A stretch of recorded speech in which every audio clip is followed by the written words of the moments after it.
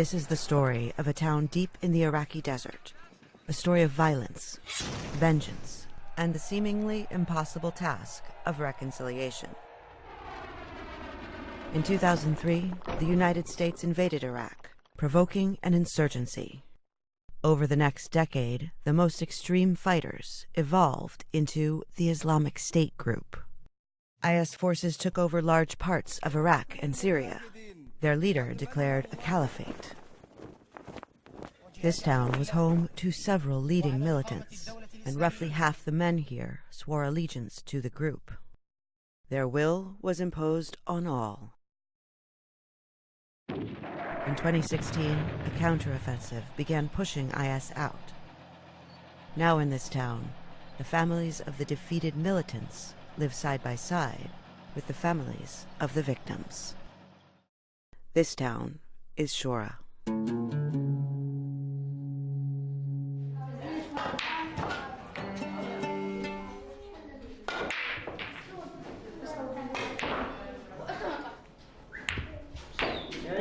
هاي السنين طبقوا داعش ضاع مستقبلنا ضاعت الدراسة كل شيء راحت دراستنا مستقبلنا كان السعانة نجح في الكلية رمضان وقبل كان السعانة أول مرحلة أولى نجح بطلنا المدرسة بطلنا ماشي مسوي قاعدين بالبيت وساكتين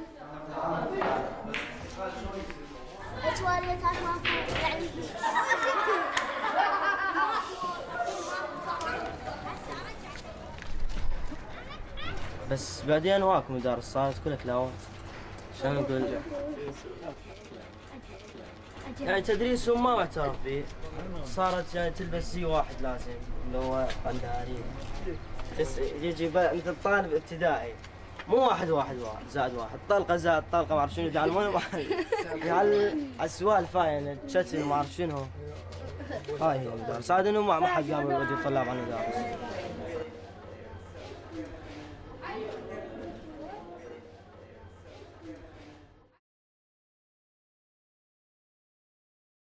When IS took over, many people believed it could end years of oppression and instability and begin an era of pious, efficient governance. Before Islamic State, tribal leaders were the region's moral authority, but militants stripped them of their power and some fled. In Shoura, we a sheikh who stayed. A traditional leader by lineage, he became the area's leading sheikh after IS was defeated. الجمهور أحمد الملا منصور الشيخ عشيرة العميرة قبيلة جبور من 2003 إلى 2013 14 هم كانوا تجمعاتهم وشيتهم على أساس الناس أهل دين. The sheikh tells us that new recruits, more than 700 of Shoura's men and boys, were told they were joining an Islamic revolution. فهم بعدين قاموا يقتلون الشرطة قبل اقتلوا الشرطة واقتلوا نساء اقتلوا ناس مدنيين اقتلوا ناس عندهم مال اللي يطيحهم يقتلونه ويدزون الناس عليهم ولا الثمين بالليل يقتل. People who joined IS could be killed if they tried to quit. Death was a risk just living under militants' rule.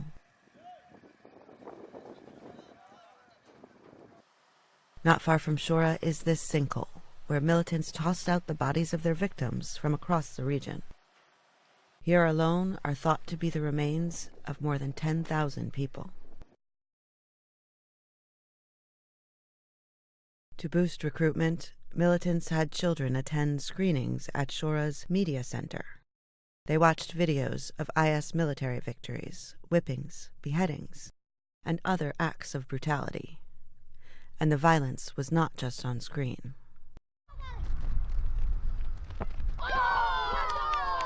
صارت حالة النوب قطعوا راس واحد من غير مكان جوا الساحة مال كرة قدم قطعوا راسه هم تهمة انه عميل عند القوات الامنية.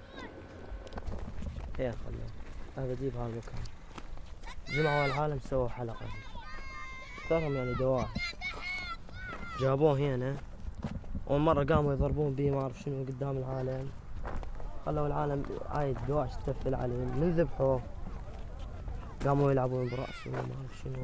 عيب هاي المنطقة صارت وقف هذا.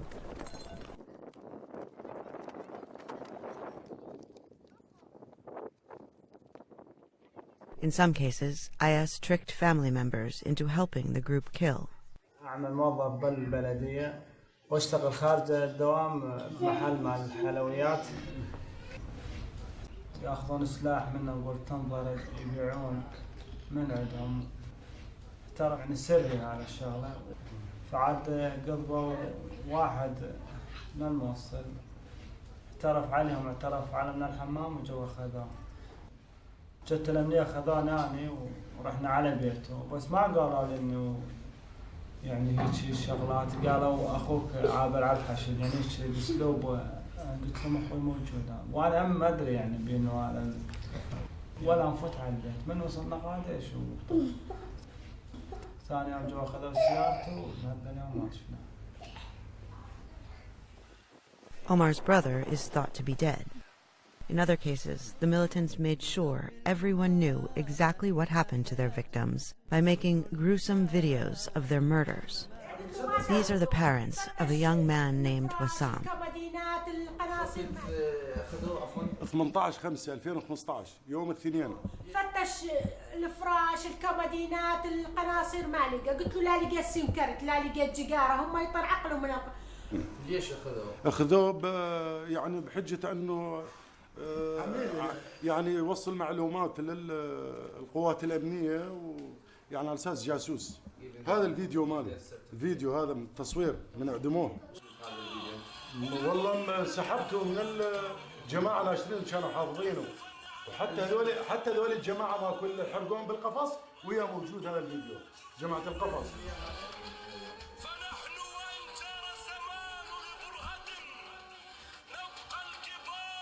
ما شفت، بس شفت صورته من يسولف، بس هاي شفته. قبل فترة هم شفته، يعني صورته ولا ما شفته؟ ما شفته. Ending Islamic State rule in northern Iraq was a hard-fought battle. We watched as coalition airstrikes rained down on cities, towns, and villages while Iraqi ground forces advanced, recapturing territory in a campaign that lasted more than a year. Millions of civilians fled their homes. And when they returned, some made sure their tormentors had no place to go home to.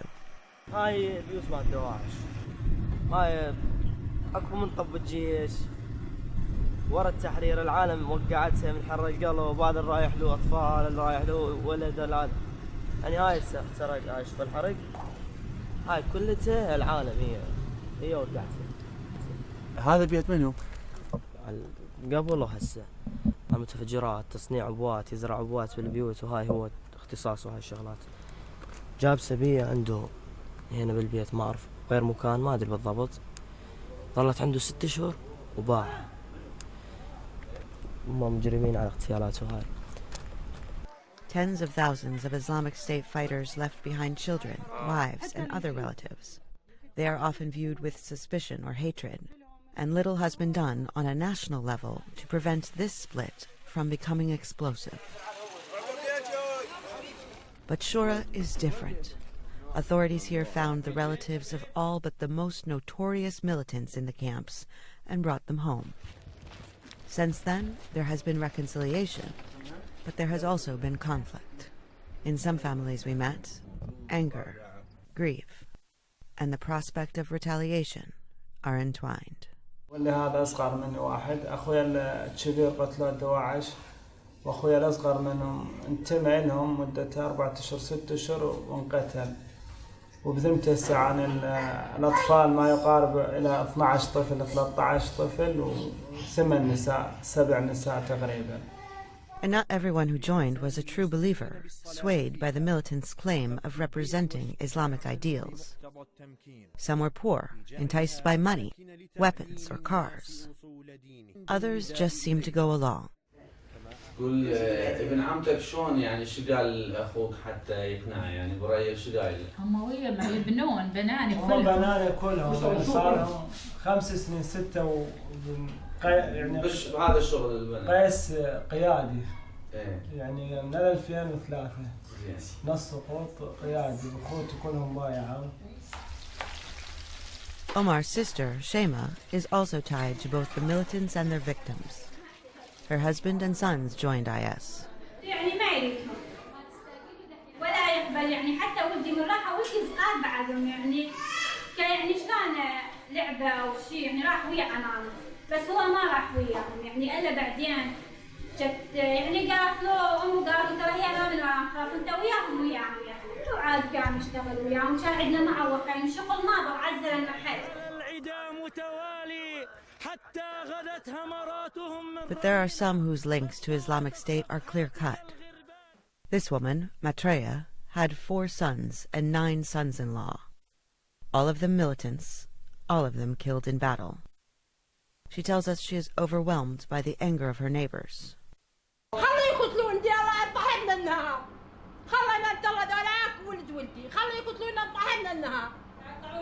يعني مثل الفلسطينيات لما انتشرنا ما عندنا حد.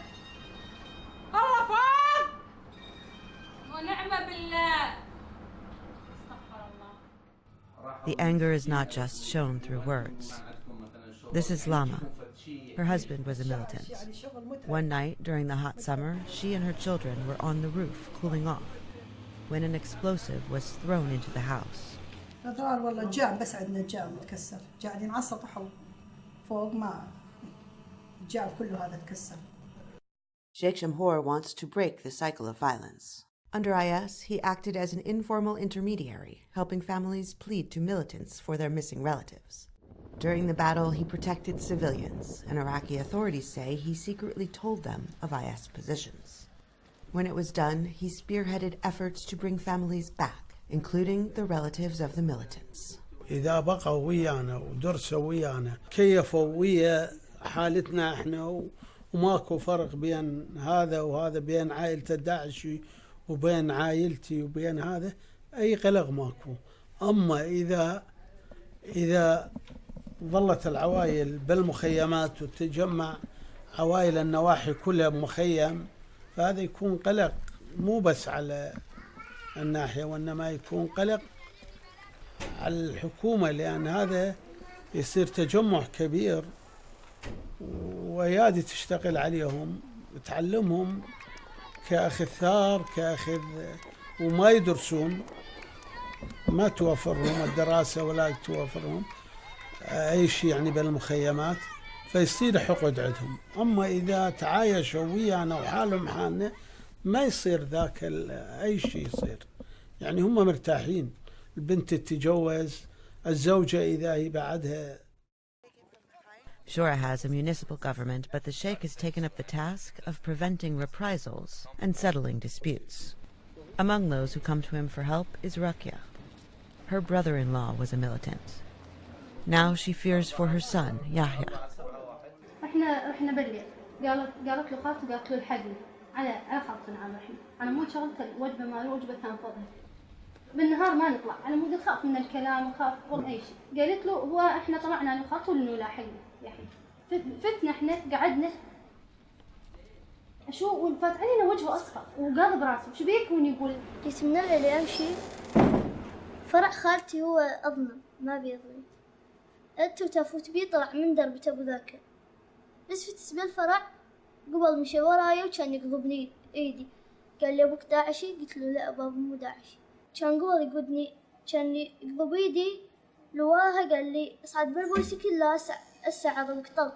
كان يطلع اللثمه من جيبه كان يحط على لثمي اخذت اللثمه قمت اصيح عم منعام عم منعام. وكان يطلع العصا من البويسكل كان يضربني على راسي وينهزم. قام يسولف اول نهار ما قال بس قال ضربني على راسي ولد يعني عبالنا هيك شغله كونه جهال بيناتهم. هلا بعدين يقول لي زلمه مو صغير الولد.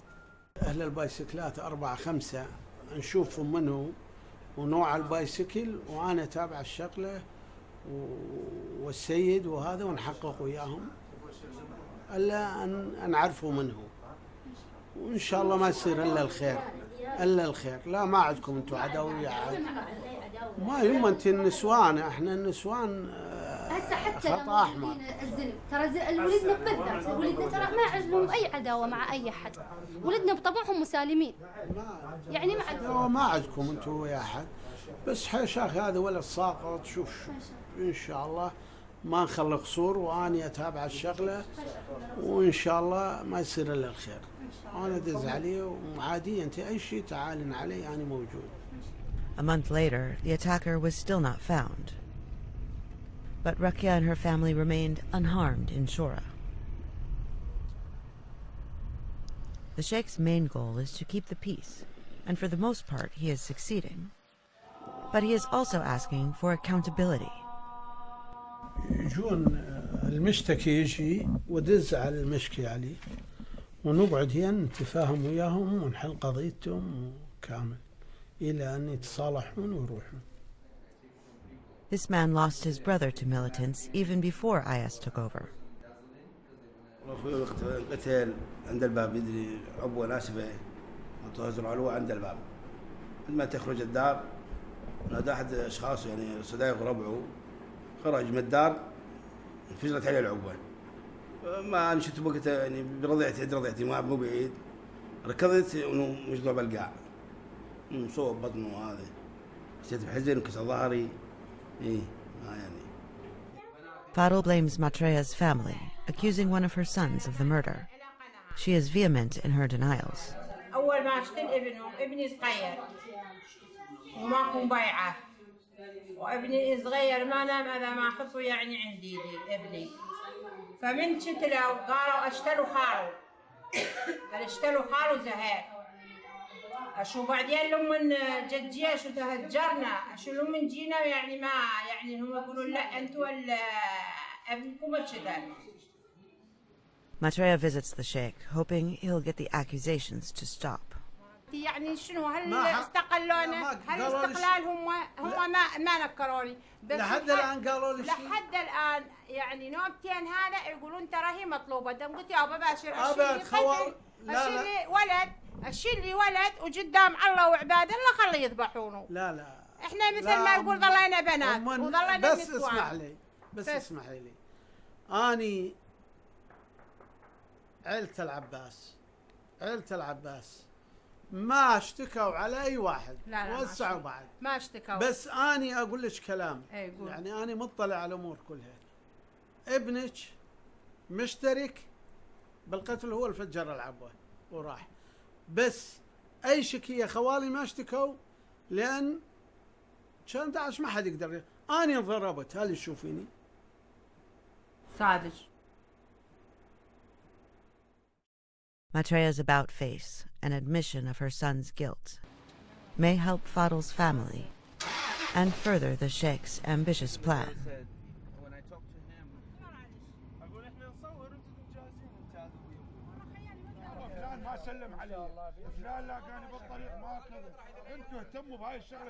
His efforts have support among other tribal leaders in Shoura and villages nearby. We followed him to a meeting that brings together victims and families of IS. The focus is not only reconciliation, but larger challenges facing them all. ثلاث حقوق: الإسلام والقربة والجيرة، كل واحد على خويه ثلاث حقوق. والله ما تستوجب المشاحنات هذه. أنا ما أريد أتجاوز عليكم شيخ حسن. هي دورية أبو فلاح، أبو عبد الله، مو اقعدوا بيناتكم، اشربوا شاي، إيه اشربوا شاي وتزاوروا بيناتكم. شنو الخلافات اللي بيناتكم؟ على شنو؟ لا على زرع، لا على شيء، لا على جرية ماشي لا صحراء. الله يساعدكم شلون عايشين فيها. والله هم بيناتكم والمشاكل حتى تصير العيشة ضنكة. Rebuilding areas once held by IS has so far been slow, leaving some of the country's poorest people to fend for themselves. The Sheikh believes reconstruction needs to go hand in hand with reconciliation, prosperity and coexistence, undercutting the appeal of radicalism.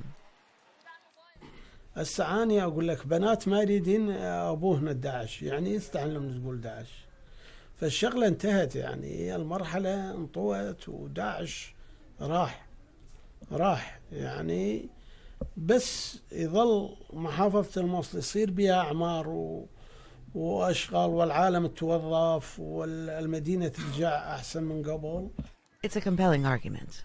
But is forgiveness too much to ask of a mother whose son's murder was filmed for propaganda? أم الداعش وأنا سوا، أم الداعش ولا خصيت داعش الابنها موجود الطيب، وابني سوا لا والله ما أتحمل. يعني أنا لو بيدي مرات إلا أبو وسام أنا لقلعهم من الأرض. إذا ابنه هو هم مقتول. لا ما مقتول. إذا لا طيب أنا أعرف طيب. الابن مقتول تجي الأم هذا إذا عنده ظنة ما يريد ولد ما يظل ولد.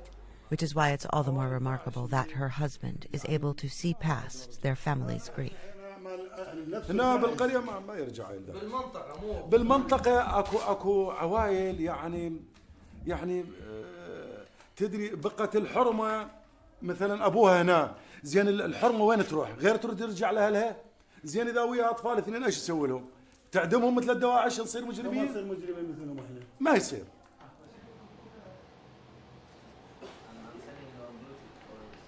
And while fathers like Abu Wassam seek to avoid repeating the militants' crimes, others say the most important thing now is preventing their return to power.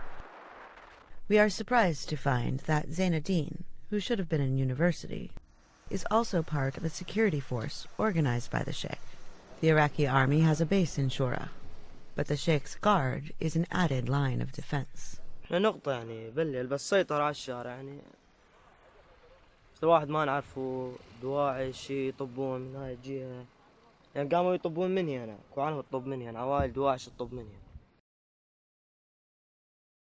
Shoura is surrounded by desert, and militants still stage attacks in the nearby villages. بيت أختي تسولف لك شو طبوا عليهم دواعش بال11:30 بالليل.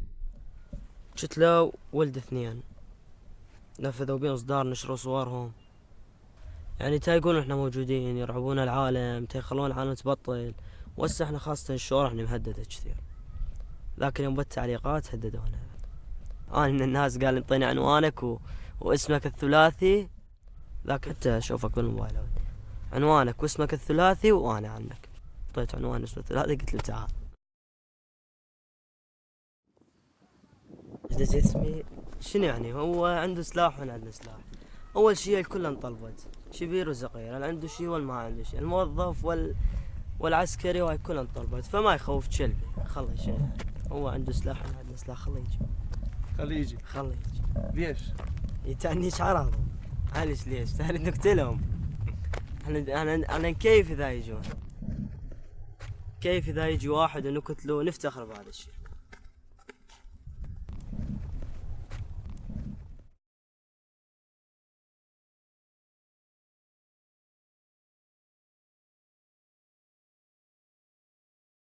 Youthful bravado, continuing attacks, poverty, and deep-seated resentment. The obstacles to peaceful coexistence are high. In other countries, truth and reconciliation commissions are a national effort, requiring time, money, and political will. One sheikh in one small town may not be able to fix this divide in Iraq, yet he and the people who look to him for leadership are trying, day by day, to carve out a pocket of calm in Shoura.